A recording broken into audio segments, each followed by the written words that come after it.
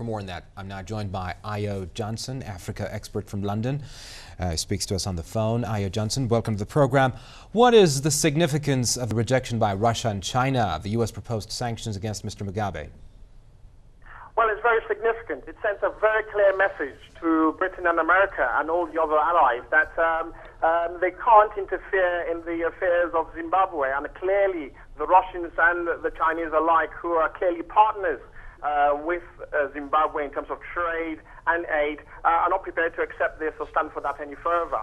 But it also sends another message whereby the G8 who recently met and would feel aggrieved that the Russians would have come back from an earlier agreement that they had with them verbally to say that they will support them in this sanction, but naturally they've turned their backs on them and have agreed in principle to support Mugabe and give peace, at least peace, a chance.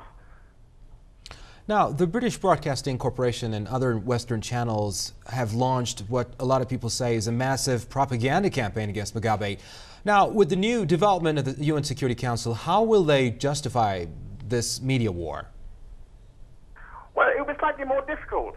But again, as one would actually look at all the statistics, which actually show exactly the fact that life expectancy is only 34 in Zimbabwe, 80% of the population are without jobs. The economy has not been managed as it could have been otherwise due to the lack of the sanctions that were imposed on the regime.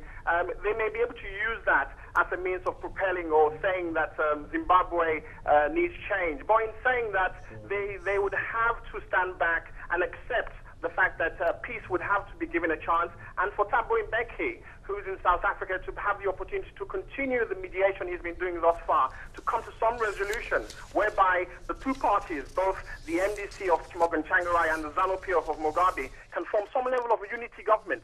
I think in principle, both sides want to form a unity government, but the specification as to who would lead it, who would be in charge, who would have the power, who would then have a position that would be lackluster is the issue at this junction. And I think those are the fine lines which the South African president needs to address.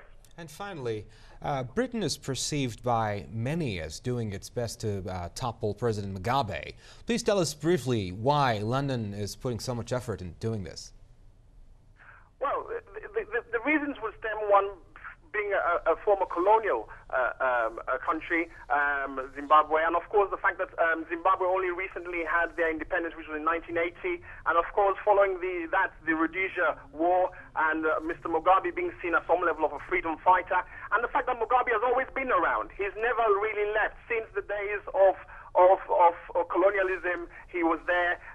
Today he's still there, and I think the Brits and the Americans would rather see him leave and have someone take his place. But again, the ZANU-PF are not prepared to do so. They think that Mugabe is their leader and their leader for life. It would appear so.